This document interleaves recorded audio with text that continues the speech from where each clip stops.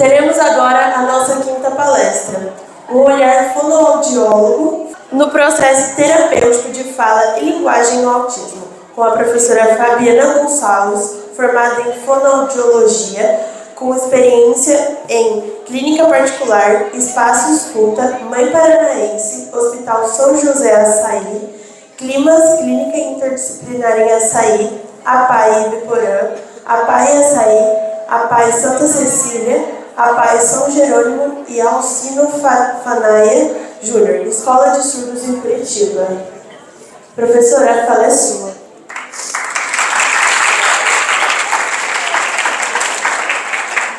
Só colocar o microfone. Perdão. É pro vídeo que tá gravando no YouTube. Deixa eu ligar. Deu.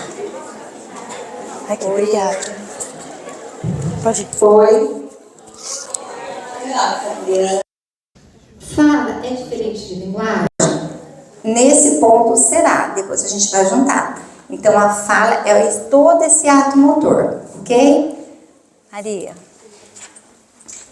Ó, bem rapidamente, o que é bom vocês saberem, não precisa ter decorado, mas nós temos uma hierarquia dos sons da fala.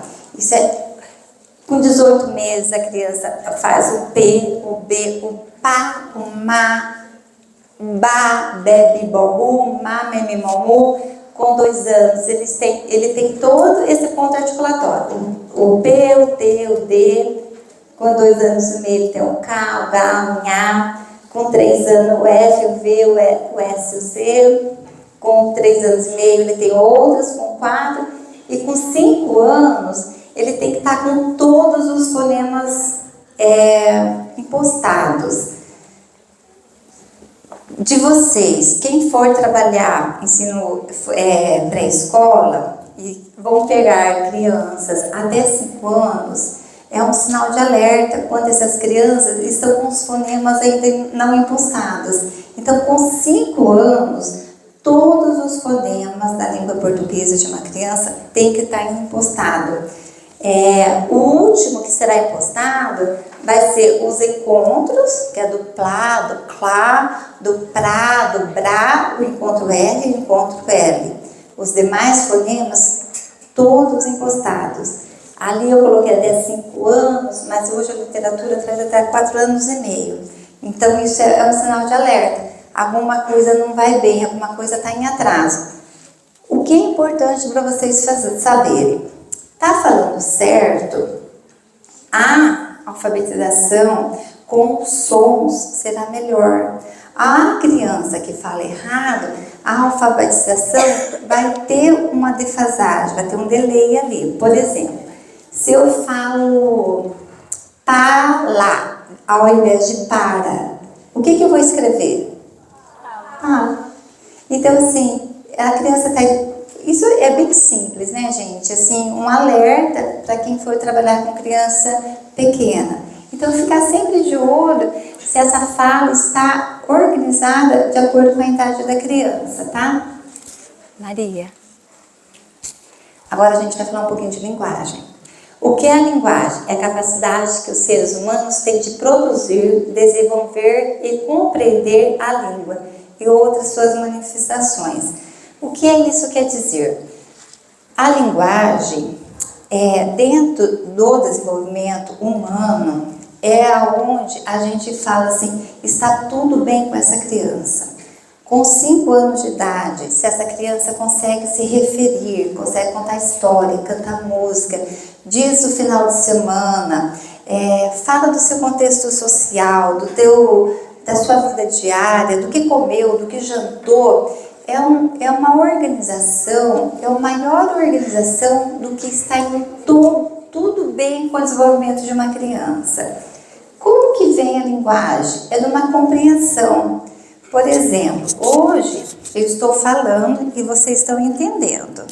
Depois alguém vai me fazer uma pergunta. Então, assim, um fala, outro escuta, outro fala e outro escuta.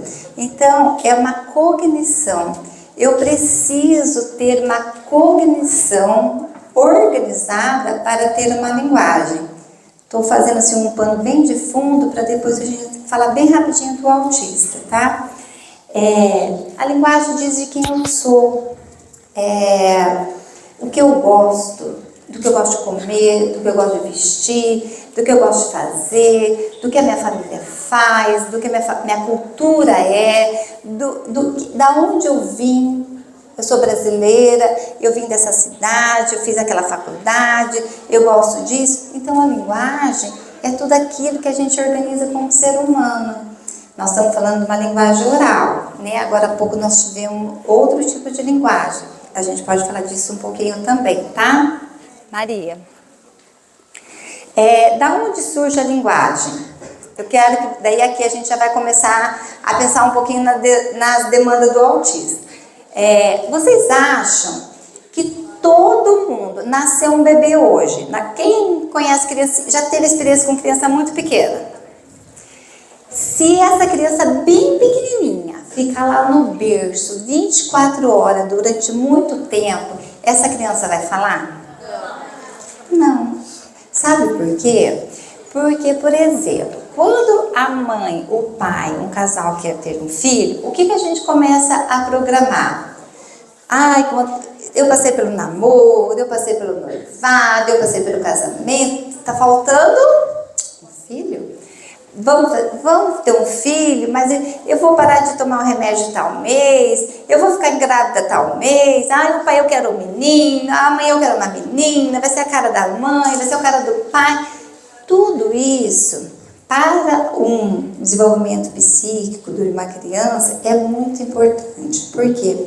Porque essa espera constitui um sujeito. Essa espera constitui o lugar que essa criança vai ter nessa família. É uma criança desejada, é uma criança amada, é uma criança esperada, é a cara da vovó, é a cara do titio. Então, assim, a gente fala que essa linguagem, nós falamos através de uma linguagem que antecede o nosso nascimento. É uma linguagem que vem antes mesmo da gente formar uma criança. Que lugar que essa criança ocupa nessa família? É um lugar de criança que está ok? É uma criança que a família não se está dando muito bem? É uma criança que veio num lugar onde que não foi, que era inoportuno para aquele momento, seria adequado para o outro momento? Que lugar que essa criança ocupa? Isso vai nos auxiliar para a gente dar um diagnóstico ou fazer uma terapia fonoaudiológica de uma criança com TEA, tá? Nós vamos fazendo marcas. Por exemplo, quando nós temos um bebezinho bem pequenininho, a gente fica guti, guti, guti, ó o neném da mamãe, ó o pezinho do papai, a gente vai cheirando, vai dando banho quentinho. Então isso tudo a criança vai guardando numa caixinha lá dentro do cérebro, para que depois, na hora que ela for falar, ela pode ter o ato motor e pode ter a linguagem. Depois responde, tá? E pode vir ela falar, ok? Maria. Bem rapidamente, gente, isso é uma linha que não é todo mundo que está nessa linha, mas nós, como pessoas que trabalhamos com criança, nós temos que ter essa linha. Ela pode estar para mais, ela pode estar para menos, mas nós temos que ter um plano para nós podermos avaliarmos, tá? Então, com 3 meses, a criança presta atenção ao som, acalma a voz da mãe, ela chora, grita, dá gargalhada. Com 6 meses ela desenvolve outras coisas, com 2, com 1 ano. Com 4 anos é aquilo que nós falamos a outra vez. Ela pode ter dificuldade em alguns fonemas, mas ela tem que estar formando frases, ela tem que estar usando o passado, o futuro, ela inventa história, ela compreende regras e jogos simples. Então, assim, de 2 a 3 anos, o que eu espero para uma criança estar fazendo na linguagem? Agora há pouco nós passamos da fala, que é diferente da linguagem, porque lembra que a fala é um ato motor, eu tenho que ter a articulação para mim poder falar. Sem a articulação tem linguagem? E sem linguagem tem fala? Então elas andam juntas, tá? Maria. Aqui, eu também quero pedir para não tirar foto, tá, gente?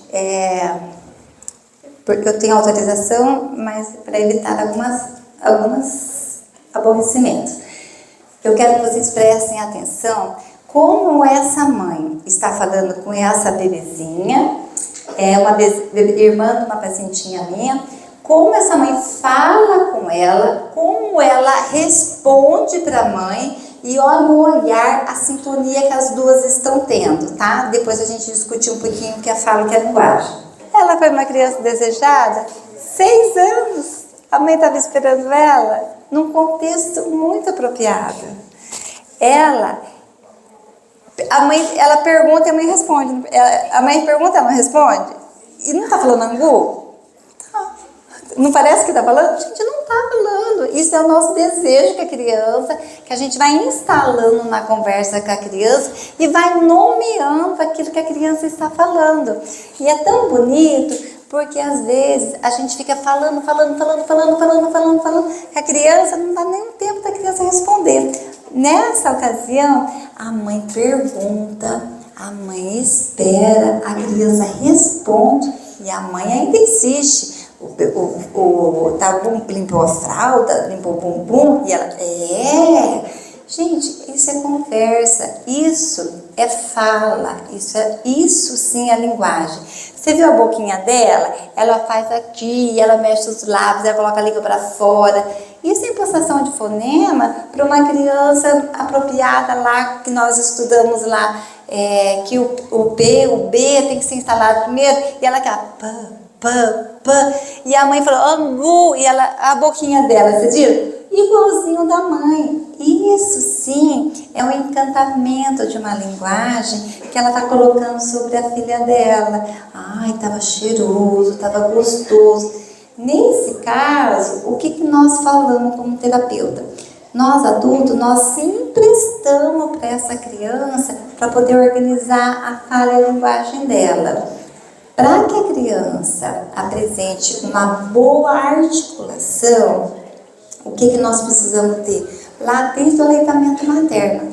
Crianças que têm dificuldade de pegar no aleitamento materno, de pegar o bico do peito, isso já nos dá um sinal de alerta que a água não vai bem. Então, toda criança precisa mamar, gente? Não, mas assim, algumas coisas já não estão bem com a articulação, daí a gente tem que ver o freio da língua, enfim, vários outros pontos, tá? Já vou terminar, estamos terminando. Maria, mais um. O que acontece no desenvolvimento de fala com a linguagem do autista? Isso que eu queria abrir o leque para vocês. Existe fala sem linguagem? Não, mas também não existe linguagem sem fala, porque para mim me expressar, eu preciso articular a minha boca, eu preciso estar em contato, em movimento, a minha boca, meus lábios, minha bochecha, minha língua, eu preciso estar articulando para que esse som possa produzir, tá? Mas o autista, ele vai ter muitos prejuízos em algumas áreas, em outras não. Eu citei algumas, tá? Prejuízo nas habilidades receptivas de linguagem. O que isso significa? Uma pouca falta... deixa eu tentar melhorar. Todas as crianças com TEA terão isso? Não. Eu citei algumas coisas, o que são mais comuns no consultório, tá? Prejuízo na habilidade receptiva de linguagem. Muitos a gente fala e eles não compreendem aquilo que nós estamos falando. Então a gente tem que diminuir a quantidade de vocabulário, deixar a frase bem curtinha. Não se comunica efetivamente de forma verbal, oral. Às vezes ele tem uma boa linguagem, uma boa fala, ou às vezes ele só vai se comunicar por pranchas de linguagem alternativas, enfim, outro jeito. A criança ele tem pouco interesse em relação ao brinquedo. Nós falamos que a criança pega o brinquedo, por exemplo, um carrinho, e fica com o carrinho o resto do dia na mão. Ele não desdobra, ele não monta um brincar. Tem pouco interesse em interagir com os outros para se comunicar, pouca falta de atenção compartilhada, pouco contato visual. Produz fala limitada sobre falta do simbólico. O que é o simbólico? É tudo aquilo que não tem o real. Esse papel é real, mas assim, eu poderia estar aqui, isso poderia ser um simbólico, uma coisa que não existe. A criança precisa de vínculo, o objetivo da fala não é compreendido, pode ser ecolalia, muitas crianças têm ecolalia no autismo, eles não têm uma entonação, uma prosódia, o pico e articulação e as pausas de ritmo. Muitas crianças, muitas pessoas com autismo, ele tem uma voz bem plástica, que vai falando assim, que não tem essa entonação de pico, essa modulação que nós estamos tendo. Então, sempre fica no mesmo tom, no mesmo ritmo, ela não respira certo, e às vezes a gente não consegue entender o que ela está falando, porque ela está falando sempre no mesmo ritmo. Tá? Isso é entonação, prosódia, pico, articulação, pausa e ritmo. Maria. Acabou? Tem mais um? Rapidinho. 5 minutos.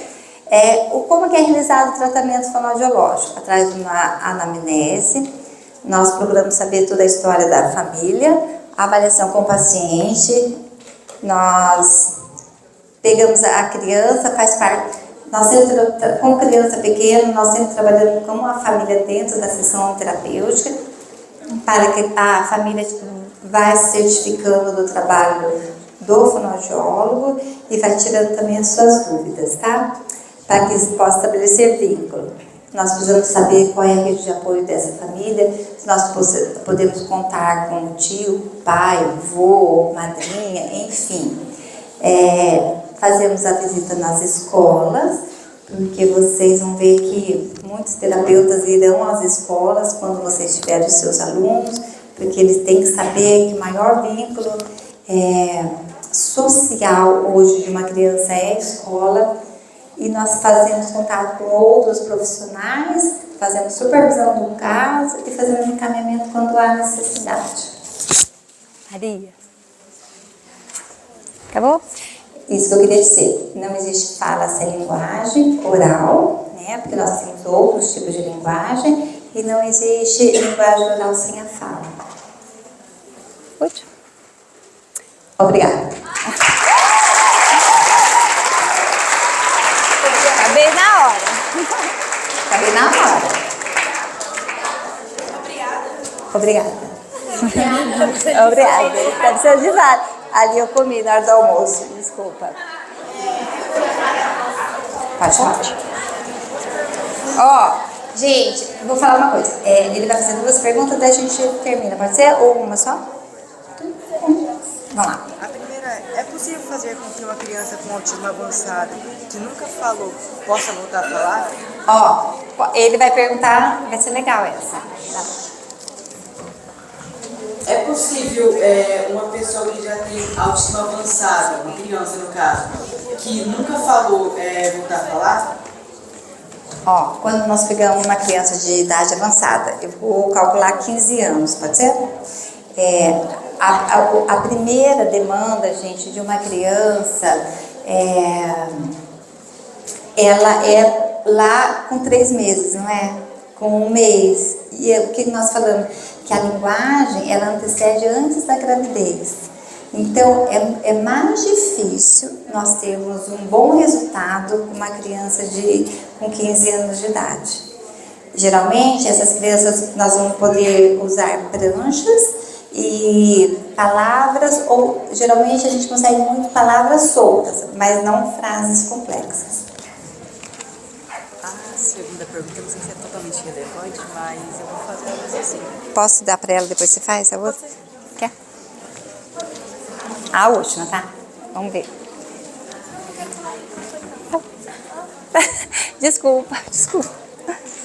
Daí todo mundo escuta, pode ser? Que você falou sobre a falta de simbolismo, né? O simbolismo seria algo que não existe, mas a criança autista, normalmente, ela vive assim, com a imaginação. Então, por que ela tem essa falta de simbolismo? Ótima pergunta. Excelente pergunta. Uma das maiores conquistas humanas é o do simbólico. O autista não tem. Então, o processo terapêutico é isso mesmo, é instalar isso na criança, para que ela produza a linguagem. Dificilmente A criança que não tem um simbólico vai conseguir fazer linguagem, dificilmente. Então, sentar no chão e brincar. Não?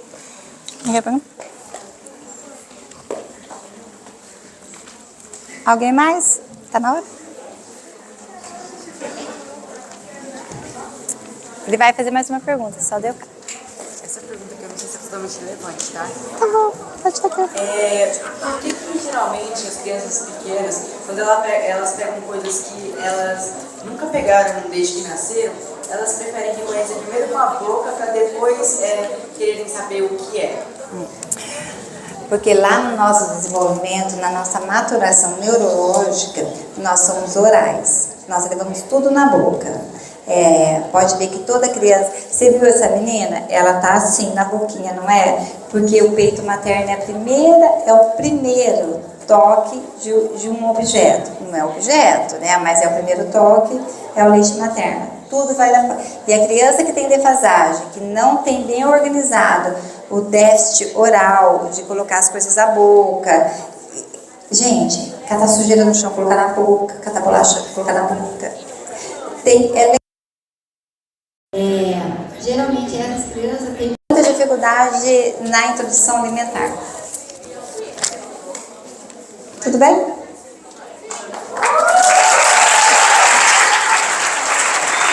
Acabou.